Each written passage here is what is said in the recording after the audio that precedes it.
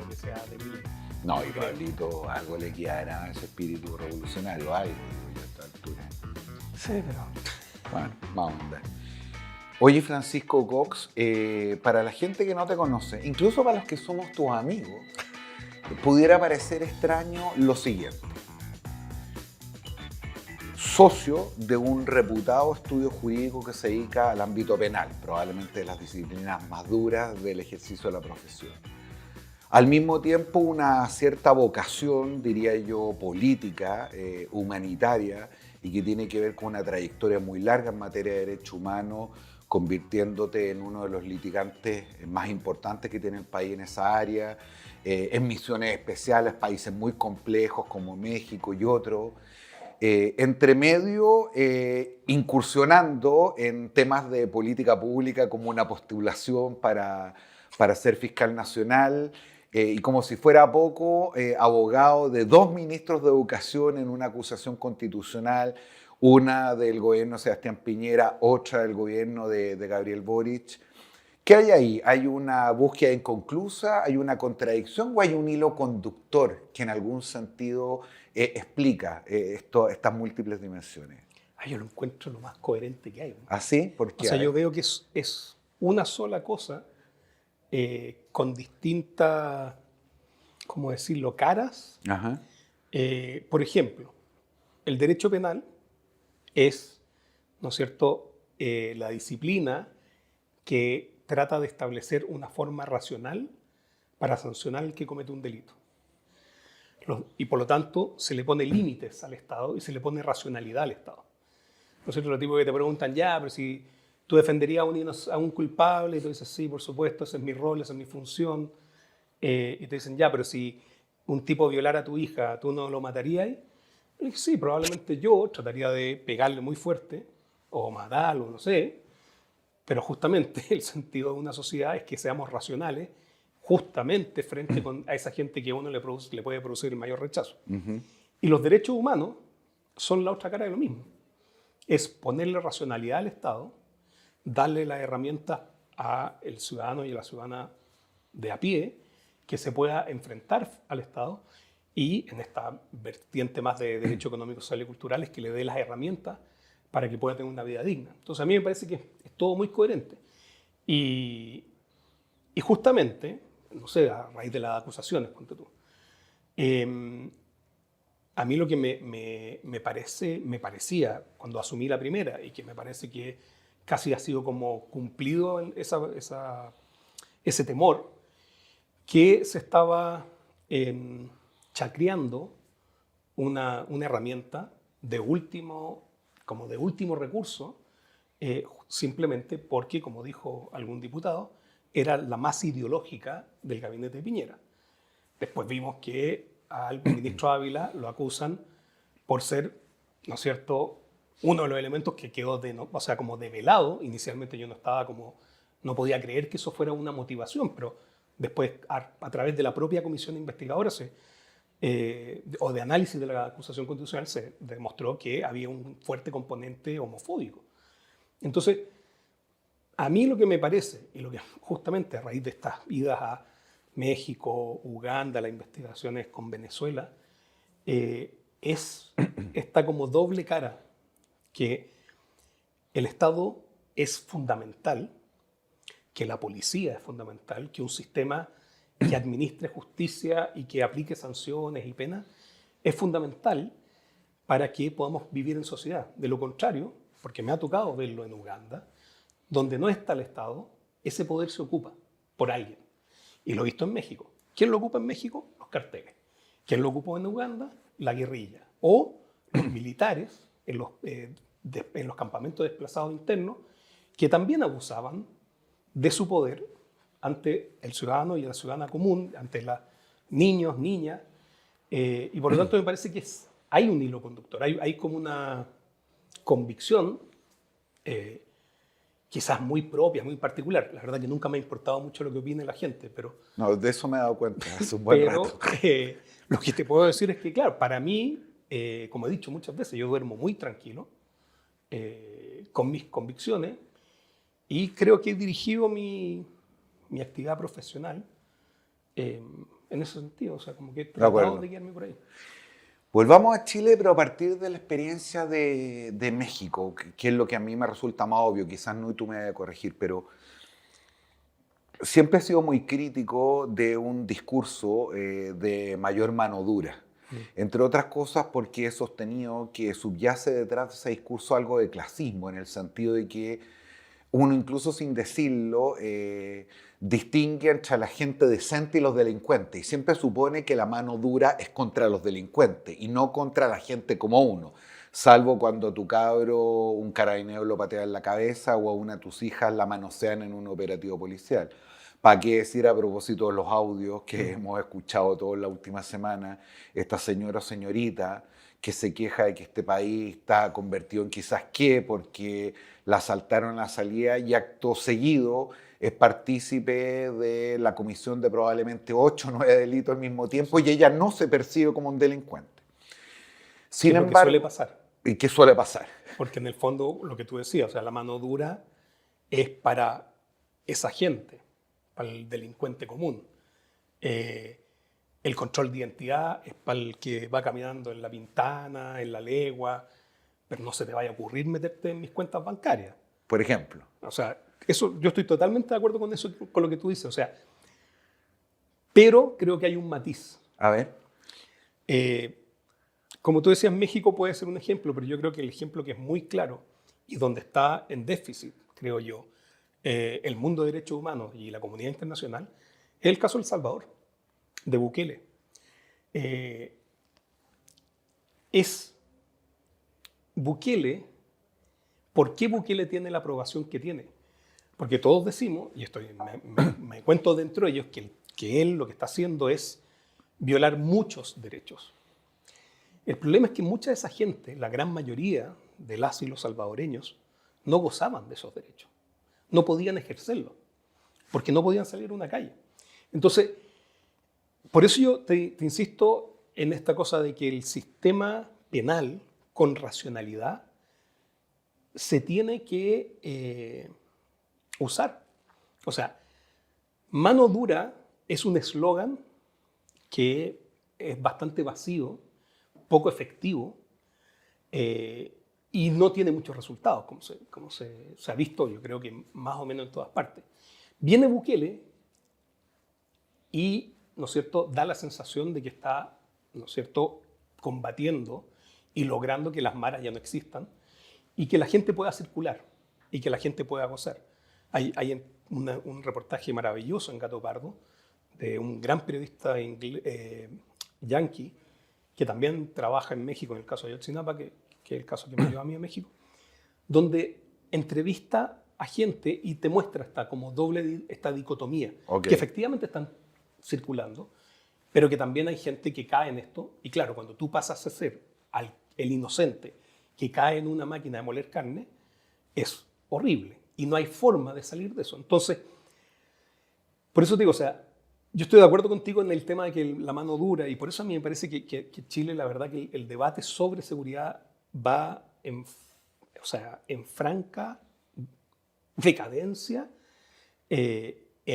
como dije alguna vez, legislaciones de matinal, en los políticos, o sea, los parlamentarios tirando leyes sin racionalidad.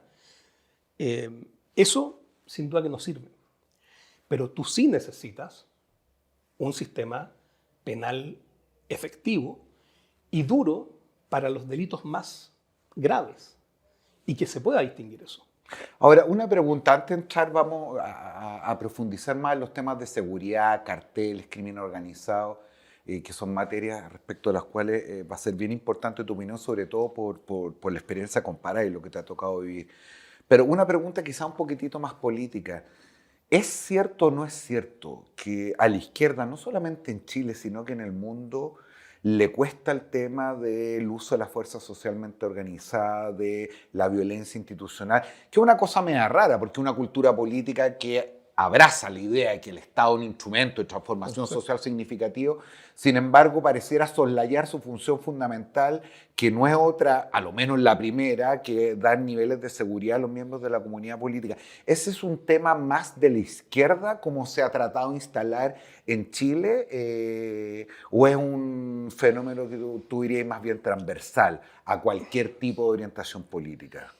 Yo creo que la izquierda tiene un complejo, y tiene un complejo en distintos niveles, porque está mediado, en alguna parte creo yo, por la experiencia que efectivamente el sistema sí es clasista, y por lo tanto sí golpea, ¿no es cierto?, duramente a los sectores más populares, ¿no es cierto? Entonces, esa percepción y esa sensación es real. Yo creo que ahí no hay duda. Donde quizás se olvida la izquierda, y por eso es interesante. Yo creo que si uno ve la experiencia de izquierdas que han pasado por el gobierno, esos anticuerpos ante el uso de la fuerza desaparecen. Porque se dan cuenta que efectivamente se requiere de un aparato organizado estatal con capacidad investigativa, con capacidad de perseguir y sancionar el delito, porque además la gran mayoría de las víctimas también son pobres. Entonces tienes esta cosa media paradójica, que si tú solo pones el foco sobre quién está en la cárcel, sí, la cárcel está mayoritariamente habitada por pobres. Pero si tú vas a ver a las víctimas, la mayoría de las víctimas también son pobres. Entonces, esa como segunda pata es la que a veces creo yo que se le ha olvidado a la izquierda. Entonces, eso lo que significa es, sí hay que usar el Estado para su función de dar seguridad desde un punto de vista de izquierda. ¿Y cuál quizás es el giro? Yo creo que yo me carga de definirme, yo ya ni siquiera sé lo que soy. Siempre he votado con Certa y nunca he votado por la derecha, salvo para el colegio de abogados por mi socio Piña, pero todo el resto de las veces nunca he votado por la derecha. ¿Por qué? Porque incluso frente al fenómeno delictual, la sola eficiencia investigativa, policial o penal es insuficiente. No lo va a lograr. Tú necesariamente requieres que el Estado cumpla también su rol de proveedor de servicios. De acuerdo. Porque de lo contrario eso te lo toma, te insisto, nuevamente alguien. ¿Y quién te lo toma en las experiencias comparadas? En México los carteles. En Venezuela el Tren de Aragua tiene una fundación que provee servicios a la comunidad. Canchas de béisbol, deporte, son los que te dan la seguridad, son los que te dan cuando hay violencia intrafamiliar. En ciertas zonas de Venezuela a quien se recurre es al ELN, al ex, ¿no es cierto?, la guerrilla colombiana que ha cruzado la frontera en Venezuela, para darles seguridad, y son los que aplican las sanciones cuando hay violencia intrafamiliar y le dicen al hombre o a la mujer, tú no puedes hacer esto. Hacen las veces de Estado. Entonces, pensar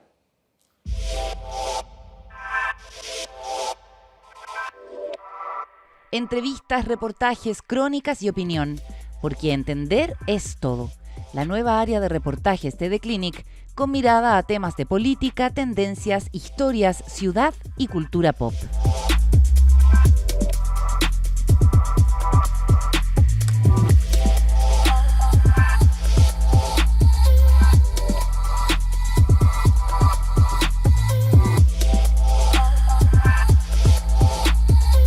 Los sábados y domingos son de reportajes de The Clinic.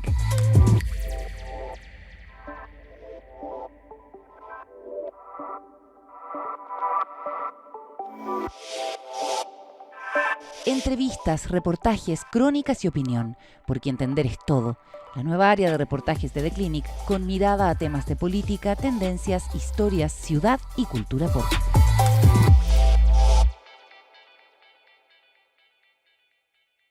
Que no va a aplicar sanciones, favorece a las comunidades, es un error garrafal. Porque esa falta de poder, esa falta de fuerza, alguien la ocupa. De acuerdo. Y generalmente lo ocupa alguien que no tiene reglas. Y por lo tanto, si tú estás dentro del grupo de amigos, vas a ser beneficiado, pero si no estás dentro del grupo de amigos, vas a salir perjudicado. Ese fenómeno que tú describes afuera es probablemente lo que sienten muchas personas, especialmente que viven en comunas más populares, en la periferia de Santiago, donde la ausencia de Estado ha sido justamente reemplazada por el narco. Es decir, el narco no solamente establece un negocio sumamente lucrativo, sino que da protección, organiza la vida en comunidad, al punto tal de que en muchos lugares se lleva a niveles de sofisticación que van mucho más allá de lo que ha podido hacer el Estado. La primera cuestión que te quiero preguntar respecto de esto, más allá de que sea efectivamente una lógica un poco de matinal, es cuán grave es lo que nos está ocurriendo hoy día. Porque uno percibe la discusión en los medios de comunicación, lo ve diariamente, se asocia probablemente el tipo de delito y su gravedad a la irrupción de mayores inmigrantes. Estamos frente a un fenómeno completamente nuevo desde el punto de vista de la seguridad y especialmente del crimen organizado, o es algo que ya en Chile había hace mucho tiempo y más bien se ha profundizado, se ha visibilizado un poco más. A ver, yo creo que hay un incremento, claro, las estadísticas lo muestran. O sea, el fenómeno del homicidio, y esto lo dice Mauricio Ducha, se lo dice mucha gente, el homicidio en Chile era generalmente con imputado conocido. ¿Qué significa eso? Que era alguien que tú rápidamente podías identificar. Y generalmente con arma blanca. ¿Ya? O sea, con cuchillo. Últimamente se ha visto un aumento significativo del imputado desconocido, el homicidio con arma y en la vida pública. Okay. Entonces, eso es un fenómeno que se ha acrecentado bastante en el último tiempo.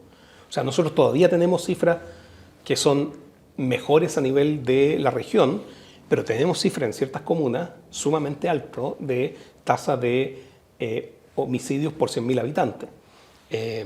Pues tú, Santiago, la comuna de Santiago, Chile tiene 6.7. La comuna de Santiago tiene 13.1. Tarapacá, Arica y Tarapacá, la región, tiene como 17.1. Entonces, hay lugares donde efectivamente tú estás viendo este fenómeno. Y lo que también está empezando, todavía mayoritariamente, las víctimas y victimarios del homicidio son hombres chilenos entre 18 y 29 años, pero está aumentando el porcentaje de extranjeros, víctimas y victimarios, en términos del homicidio, o sea, ha aumentado porcentualmente bastante en los últimos 3 años, 4 años. Pero quédate un segundo ahí, porque esto es una cuestión que resulta, yo sé que políticamente ingrata y a ratos poco correcta, pero que está en un cierto sentido común ciudadano. Si uno tuviera que tirarlo en grandes trazos, ¿cuál es la influencia real que tienen los mayores procesos migratorios, especialmente de ciertos países, en no solamente el incremento de la actividad delictual, sino que en el cambio del tipo de delito? A propósito de las características que María del Buen Yo creo que tiene un impacto, o sea, no se puede negar eso. Ahora, ¿cuál es la solución de eso? Sí. Bueno, creo que es muy complejo. Las expulsiones, por eso digo que aquí hay como reacciones de matinal.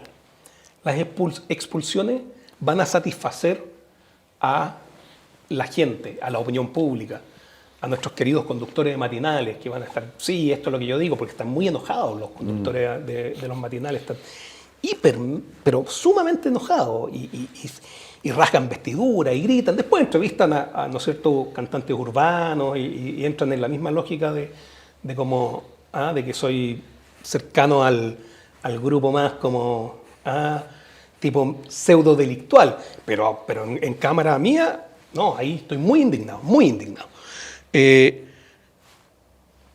La expulsión es una pésima estrategia. ¿Por qué? Porque si tú expulsas a una persona que lo pillaste cometiendo un delito, si esa persona ya tiene una estructura, ¿cuánto crees tú que se va a demorar en volver? En vez de meterlo a la cárcel y que cumpla la condena en Chile, con cárcel de máxima seguridad, con estándares, ¿no es cierto?, respetando sus derechos humanos, pero con una cárcel bien organizada. Es cierto que la cárcel también corre el riesgo de que se empiecen a estructurar dentro de la cárcel y por eso tienes que segregar la población. Pero creer que expulsando vas a resolver el problema es simplemente algo para que la gente diga que bueno, estamos expulsando. Lo vimos, no sé, en el gobierno pasado, cuando se les ponían los overoles y se expulsaba gente. ¿Disminuyó el delito por eso? No. No disminuyó. Por el contrario, se ha aumentado. Desde esa época, ahora no estoy diciendo que por eso aumentó, pero lo que te digo es que ese tipo de medidas de expulsión, sin cumplir la condena, y no tienes mucho control sobre, está bien, se pueden suscribir acuerdos de cooperación, yo creo que con Venezuela no es tan fácil, yo creo que es bastante difícil, pero ojalá que a raíz de que se envió una embajadora a Venezuela, se pueda lograr esas conversaciones. Pero antes de seguir, déjame hacerte una provocación algo hipócrita, porque la política pública de seguridad no solo debería referirse a aquellas cosas que objetivamente son eficaces y eficientes. Es un horror decirlo de la manera en que lo voy a decir, pero también debe, como toda política pública, satisfacer una expectativa subjetiva de la población.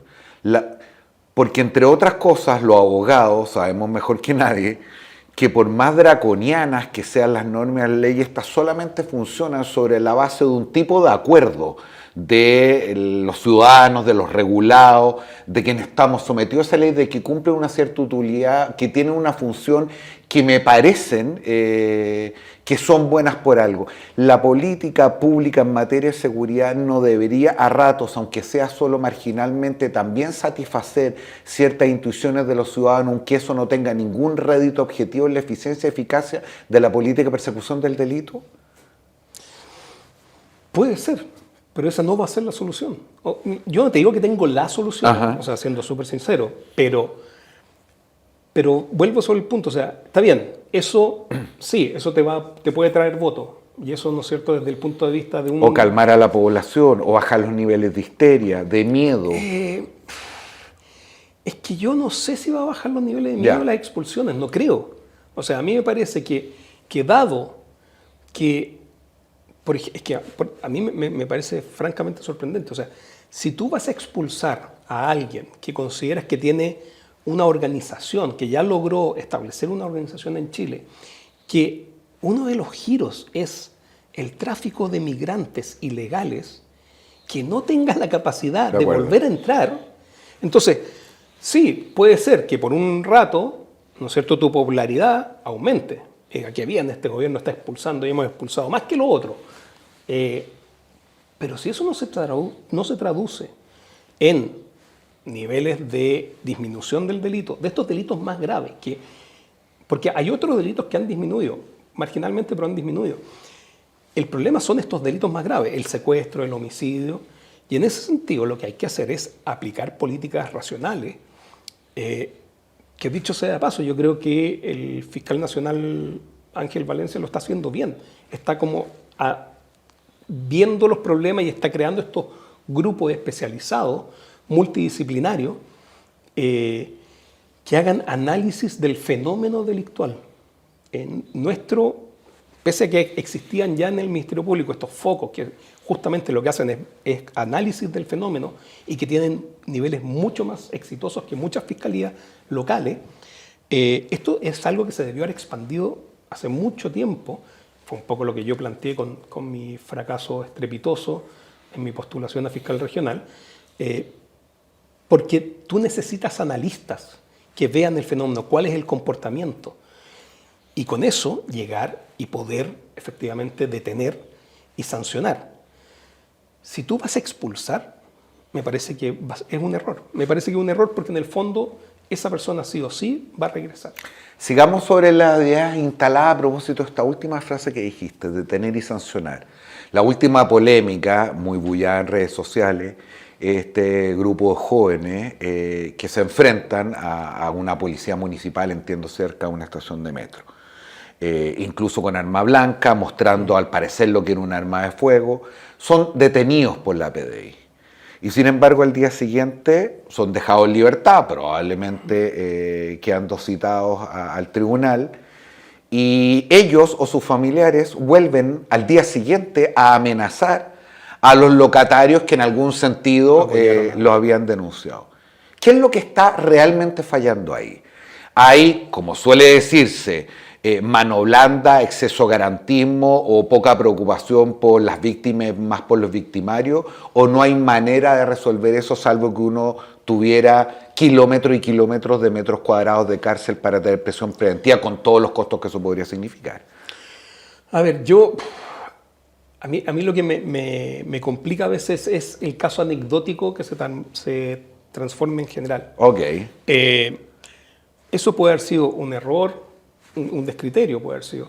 Puede haber sido que efectivamente encontraron que el único delito que se estaba cometiendo era amenaza, en lugar de, porque hay un momento en que el tipo intenta acuchillar a uno de los policías. Quizás creatividad. O sea, a mí a veces lo que siento es que estamos un poco burocratizados en la investigación penal. Y entonces se aplica el manual clásico, esas son una amenaza, la amenaza en Chile tiene una baja pena, entonces es imposible dejarlo en prisión preventiva. Y no se busca la forma de ser más creativo para lograr este otro objetivo, que sería razonablemente sacar a esa gente. Yo no sé si esas personas son extranjeras o son nacionales. En ese caso, a lo mejor, sí, una expulsión puede tener sentido. Pero, no sé, a mí por eso digo que me parece positivo lo que está haciendo el fiscal nacional, porque está como rompiendo un poco estructura. Está rompiendo burocracia, está diciendo, bueno, vamos a agarrar a los especialistas, los vamos a poner para que analicen, para que vean. Y para mí ha sido una grata sorpresa, debo confesarlo. Claro, entonces, lo que probablemente... hay que romper eso, o sea, hay que ponerse, de verdad, creo yo, creativos, porque el fenómeno es complejo. O sea, y te insisto, no es solo el enfoque, y esto ya de política pública, no del Ministerio Público, porque eso no tiene, pero no solo el enfoque policial, que es lo que yo estoy viendo de manera discursivamente muy fuerte. Esto tiene que ir acompañado de recuperación del territorio físico, pero también funcional. Es decir, las funciones que cumple el Estado se tienen que recuperar. Y en ese sentido, ir a los lugares donde estos grupos están ejerciendo funciones estatales de beneficencia, de servicio, de jueces de paz, entre comillas, y eso es lo que se tiene que romper. Ok.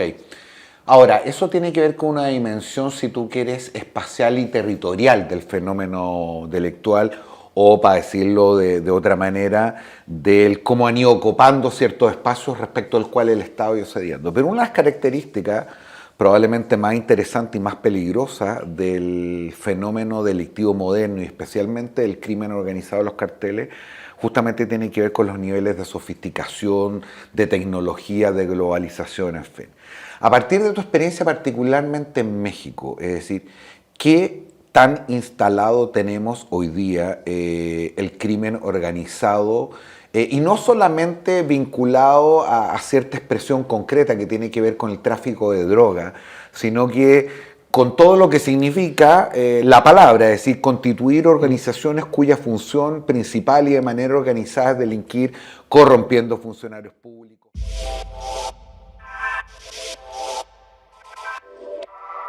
Entrevistas, reportajes, crónicas y opinión, porque entender es todo. La nueva área de reportajes de The Clinic, con mirada a temas de política, tendencias, historias, ciudad y cultura pop.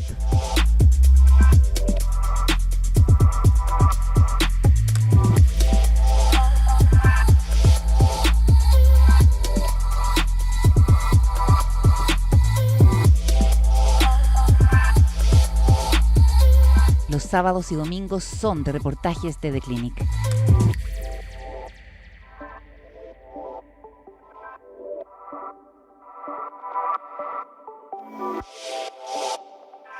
Entrevistas, reportajes, crónicas y opinión, porque entender es todo. La nueva área de reportajes de The Clinic, con mirada a temas de política, tendencias, historias, ciudad y cultura pop.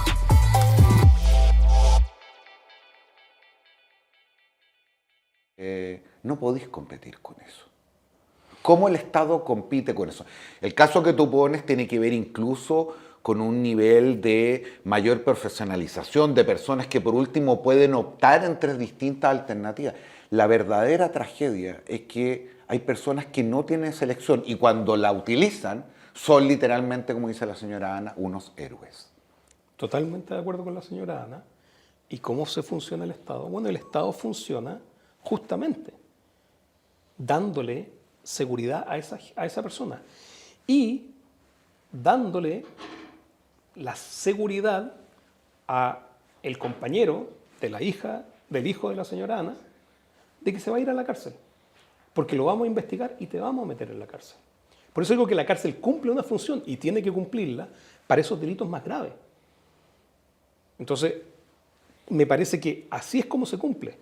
Yo creo que también la reputación es muy importante. O sea, volver a que la gente considere que hay algo digno, que el orgullo de esa madre debiera ser un orgullo social. Yo sé que esto puede sonar hasta ingenuo. No, no es ingenuo, pero eso funciona. Pero es lo que justamente... Como dice el eslogan de una tarjeta de crédito, en un país donde hay cosas que el dinero no puede comprar. Yo tengo severas dudas de que en un país como este haya cosas que el dinero no puede comprar. Incluso, además de educación, de salud, de bien, en fin, incluso prestigio, honor y hasta afecto. Bueno, por eso yo te digo que los programitas esos, donde son tan buena onda y que es tan choro ser choro, son parte del problema, sin duda. Sin duda es parte del problema. Y por lo tanto hay que producir una recuperación de la reputación de ser republicano en el sentido de querer a la República, respetar a la República, cumplir una función pública. Y por eso, o sea, yo creo que es combinado, pero también tiene que haber la capacidad del Estado de que provee servicio, que no abandona a gente porque, bueno, no podemos hacer más o no llegamos, que le da efectivamente educación, que le da salud y que le da ese colchón sin el cual la gente se cae por la red. ¿Y dónde cae debajo de la red? Al narco. Entonces, por eso digo que no es solo policía, es policía y buena policía. Y lo que siempre digo, a cada atribución una fiscalización. Si tú das atribuciones y atribuciones y atribuciones y no dan rendición de cuenta y no das fiscalización, es la receta para un fracaso. A la policía hay que meterle civiles en las comisiones para que hayan comisiones de abusos policiales, de exceso, para que efectivamente no se produzcan guetos policiales con pactos de silencio interno. Oye, Francisco Cox, hay una dimensión que no hemos abordado y que tiene que ver con una cierta coyuntura electoral. Enfrentamos el 17 de diciembre un nuevo proceso en el cual los ciudadanos nos vamos a tener que pronunciar a favor o en contra, o nulo o blanco, respecto a un texto constitucional. Recuerdo tu opinión sobre varios trazos de ese texto, algunos reflejaba una columna justamente en The Clinic, que me imagino yo además no te granjeó precisamente grandes amigos, pero hay una dimensión que tiene que ver con el tema de la seguridad, es decir, me es difícil a mí como abogado, pero probablemente esto le pasa a muchas personas, ligar cómo la aprobación o rechazo de un texto constitucional podría incidir directamente en el éxito o no de la política criminal. Pero se ha tratado, por razones electorales obvias, no vamos a ahondar en eso, de ligar ambas cosas. Sin embargo, los más audaces citan artículos respecto de cómo los temas de seguridad, la prevención de la corrupción, quedaría bien reflejado, diferencia de lo que hace el actual texto y casi de manera inédita en las constituciones de nuestra república. ¿Hay algo de eso de verdad o nada? A ver, yo creo que están ahí. O sea, que se hizo una constitución para el eslogan, se hizo. En eso fueron muy hábiles para poder, yo me imagino, no he visto ninguna de las franjas, pero supongo que las franjas están levantando el tema y citando los artículos, eso es evidente. O sea, la estrategia es muy obvia. No voy a decir burda porque me imagino que hay gente que puede caer. Y lo que eso permitió, ¿no es cierto?, es inocular subrepticiamente temas, yo creo, la constitución más conservadora moralmente de la historia, casi igualable a la constitución moralista de Gaña. ¿De qué sirve eso? Pocaso. O sea, es lo que yo también he dicho muchas veces, el fetichismo jurídico de este país. O sea, imagínate, si en mi opinión, y creo que varios hemos opinado en el mismo sentido, la sola dictación de leyes no va a resolver el problema. De acuerdo. Imagínate la dictación de una constitución. O sea, está bien, la gran novedad sería esta fiscalía supraterritorial, que ya se está discutiendo la reforma de la Constitución del 80 para que se haga. La expulsión en el más corto tiempo posible de migrantes. Ya te dije, a mí me parece que no necesariamente la expulsión va a generar mayor o disminución en los delitos más preocupantes como el secuestro y el homicidio. Y nuevamente, si lo importante es la implementación de una ley y de las capacidades operativas de distintos funcionarios públicos en el Estado para perseguir el delito, ya la dictación de una constitución no puede ser menos relevante. Fue hecho, yo creo, evidentemente para el eslogan. O sea, así como en la otra oportunidad se intentaron meter cosas y que fueron rechazadas por la constituyente, por la convención, para después decir en la campaña, ve que estábamos en contra, ve que no es de su propiedad, ve que no son. Esto es como al revés. O sea, están aplicando, en mi opinión, la gente que aprueba la Constitución, una estrategia equivalente de tener artículos eslogan. Y por eso me parece que esta es una Constitución de eslogan. Independiente de tu voto en diciembre y lo que vas a suscribir, ¿qué impresión finalmente te queda todo este proceso que no empieza con el estallido social, probablemente se materializa en términos institucionales después del acuerdo del 15 de noviembre? Era un viejo anhelo, probablemente más vinculado a un cierto sector político. No te lo pregunto solamente como abogado, sino que finalmente como ciudadano, es decir, han transcurrido 4 años, uno tiene la sensación de que si gana el en contra el 17, estamos exactamente donde estábamos, con todos los costos, y no me refiero necesariamente económicos, sino con todos los costos políticos, sociales y humanos que eso significó. A ver, a mí me parece sumamente frustrante todo el proceso. Me parece que el complejo revolucionario de algunos constituyentes de la vez pasada nos están haciendo pagar un costo altísimo como país, porque vamos a tener que optar entre la Constitución del 80 y una Constitución moralista de derecha muy radical. Y eso yo creo que en una parte bien importante es responsabilidad de la gente que redactó el texto anterior. Y este complejo de ceder y de levantar el puño y de aparecer en fotos con la Plaza de Italia incendiada y la insoportable levedad del centro y la vanidad de